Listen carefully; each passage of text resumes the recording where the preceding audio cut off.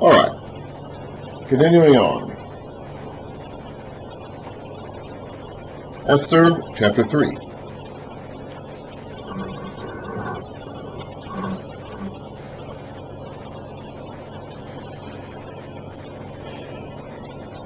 After these events, so some indeterminate length of time after Esther was selected as the queen and after Mordecai foiled a plot to assassinate the king. So sometime after that, King Xerxes honored Haman, son of Haman. Oh, excuse me. Wow. I just had breakfast. Honored Haman, son of Hammedatha, the Agagite, elevating him and giving him a seat of honor higher than that of all the other nobles. All the royal officials at the king's gate knelt down and paid honor to Haman, for the king had commanded this concerning him. But Mordecai would not kneel down or pay him honor. So what is this? Okay, well, to understand this, we have to go back to figuring out who this guy Agag is. This dude, Haman, is a descendant of somebody called Agag. He's the son of the Agagite.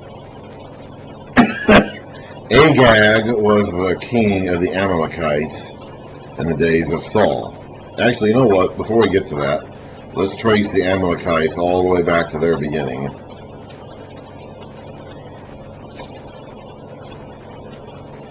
Amalek himself was the son of Esau. Genesis 36 contains a record of Esau's descendants. That's why these genealogies are in the Bible, by the way, so we can trace these family lines and see these connections. Genesis 36, verse 9, this is the account of Esau, the father of the Edomites in the hill country of Seir. These are the names of Esau's sons. Eliphaz. Skipping down now to verse 12, Esau's son Eliphaz had a concubine named Timnah, who bore him Amalek. These are the grandsons. So Amalek was Esau's grandson from his son Eliphaz. Esau, Eliphaz, Amalek. Amalek were the first people who attacked Israel on their way out of Egypt. They had just left Egypt at the beginning of the book of Exodus. They have just started their journey. They haven't even made it to Mount Sinai yet. And Exodus chapter 17, verse 8, it says this. The Amalekites came and attacked the Israelites at Rephidim. Doesn't say why. It doesn't explain what the Amalekites attacked them for. They just did. Honestly, I don't think the Israelites cared why. I think the reason why is not given because none of the Israelites actually cared why. They just did. The important thing is that they did. Doesn't matter why they did. They just did. That's what matters. Moses said to Joshua, choose some more men, go out to fight the Amalekites. And then they did that. That was the whole battle where Moses' hands were up in the air and all that. Then afterwards, in verse 13, Joshua overcame the Amalekite army with the sword. Then the Lord said to Moses, write this on a scroll as something to be remembered, and make sure that Joshua hears it, because I will completely blot out the memory of Amalek from under heaven. Moses built an altar and called it, the Lord is my banner. He said, for hands were lifted up to the throne of the Lord will have war against the Amalekites from generation to generation.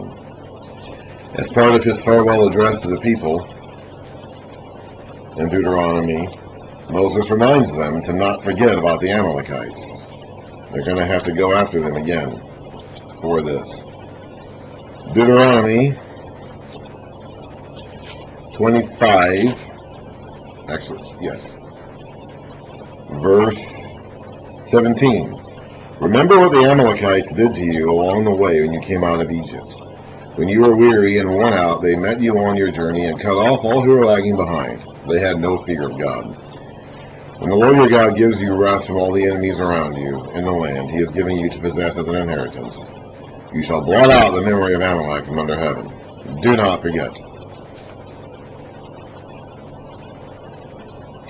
Then, to bring it forward a bit, that was the days of Moses and Joshua. Now in the days of the kings, the beginning of the kingship of Saul, or the beginning of the kingship of the country, one of the things that Saul was tasked with doing is fighting the Amalekites. 1 Samuel 15. 1 Samuel 15.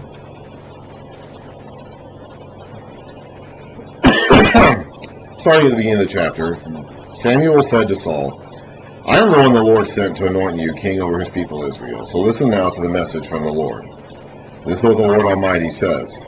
I will punish the Amalekites for what they did to Israel when they waylaid them as they came up from Egypt. Now go, attack the Amalekites, and totally destroy everything that belongs to them. Do not spare them.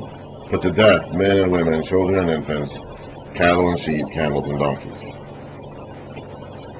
So Saul goes to do that, and he even tells some of the people living near the Amalekites, the Kenites, who are on friendly terms with the Israelites, to move, and they do. So Saul attacks them. Verse 9, Saul and his army spared Agag and the best of the sheep and the cattle and the fat calves. Everything that was good. These they were unwilling to destroy completely. But everything that was despised and weak they totally destroyed. Then the word of the Lord came to Samuel. I am grieved that I have made Saul king, because he has turned away from me and has not carried out my instructions. Then Samuel goes to meet Saul and says, in verse 16, let me tell you what the Lord said to me last night. And he says, although you were once small in your own eyes, did you not become the head of the tribes of Israel? The Lord anointed you king over Israel. And he sent you on a mission, saying, go and completely destroy these wicked people, the Amalekites. Make war on them until you have wiped them out. Why did you not obey the Lord? And of course, Saul disputes that. He says, and then finally, eventually, Samuel says to Saul, rebellion is like the sin of divination, and arrogance the sin of idolatry, like the evil of idolatry. Because you have rejected the word of the Lord, he has rejected you as king. Then he says later, I will not go back with you. You have rejected the word of the Lord, and the Lord has rejected you as king over Israel. And then at the end of the chapter, Samuel tells the people, bring me Agag, king of the Amalekites. Agag came to him confidently, thinking, surely the bitterness of death is past. But Samuel said, as your sword has made women childless, so will your mother be childless among women. And Samuel put Agag to death before the Lord at Gilgal. So there's a long history here between the Amalekites and Israel, and in particular, between Agag and the tribe of Benjamin. It was the matter over Agag that caused Benjamin to lose his kingship, or Saul, or the tribe of Benjamin, to lose his kingship. Haman is a descendant of Agag, and Mordecai is a descendant of Saul.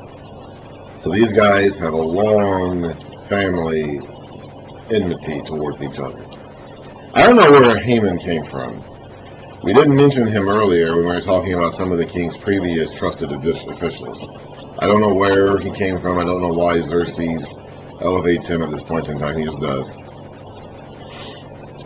My guess is that he was around. He's very rich, obviously. So my guess is that he was a member of an aristocratic family and was around.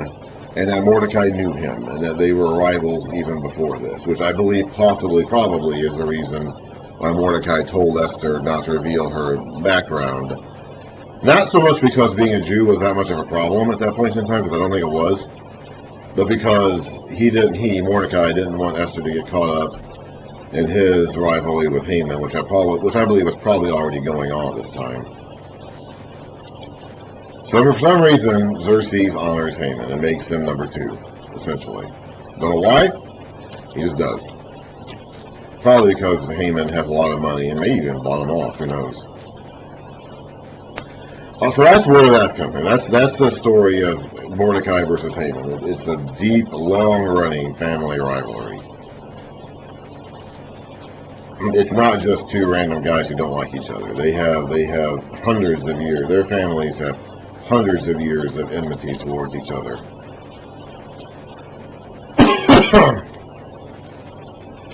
Some of it is the broader scope of the Amalekites versus the Israelites, which has been going on since the days of, well, I mean, really, ultimately, that goes back to when Jacob and Esau were in the womb together. You know, so some of it is that, and some of it is very personal between these two guys and their specific families. So all the royal officials of the king's gate knelt down and paid honor to Haman. For the king had commanded this concerning him. But Mordecai would not kneel down or pay him. Now, it was not a sin for the Jews to bow to other people. You know, Jacob bowed to Esau. David bowed to Saul. Okay? Simply bowing to someone is not forbidden. Okay? Showing someone respect or deference as an authority figure is not a problem. Not worshiping someone, that's a problem. Okay?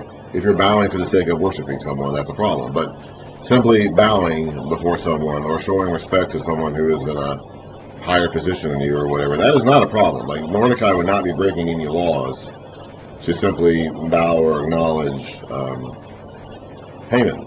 But he's not going to do it because he doesn't like Haman.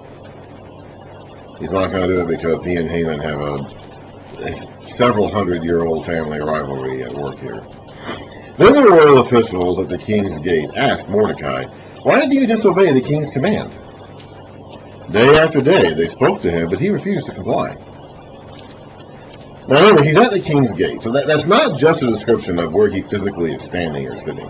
Okay, that's a reference to his position. He's the guy who's at the king's gate.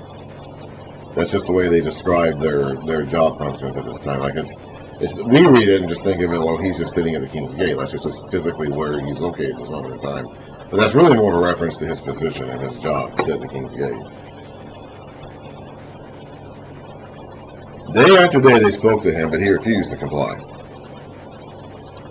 Therefore they told Haman about it. I don't know how long it took them to tell Haman about it. A week, a month, a year, I don't know. But eventually they told Haman about it to see whether Mordecai's behavior would be tolerated. For he had told them that he was a Jew, so they knew he was a Jew.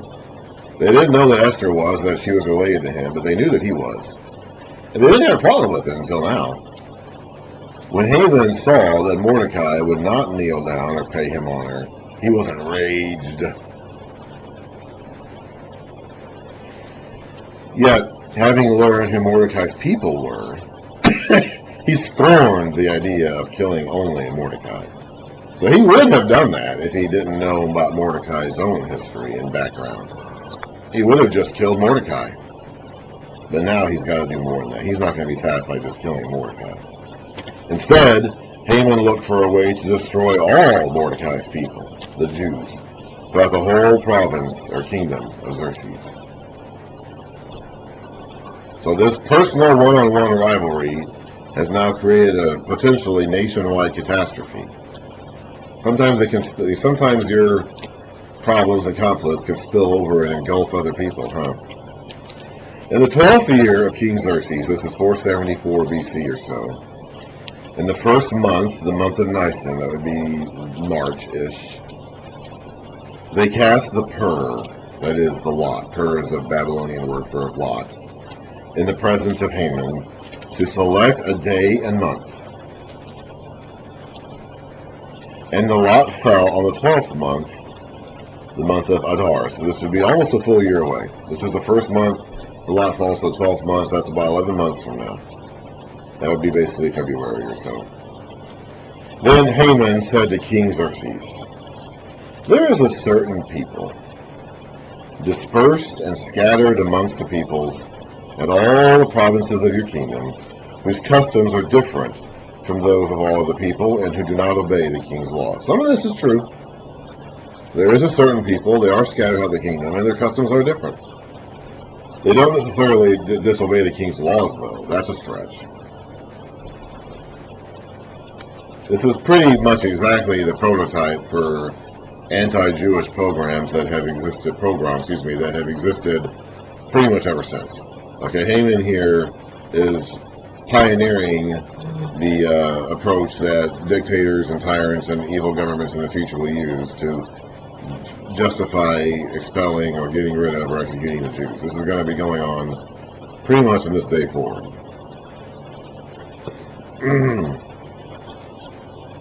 It is not in the king's best interest to tolerate them.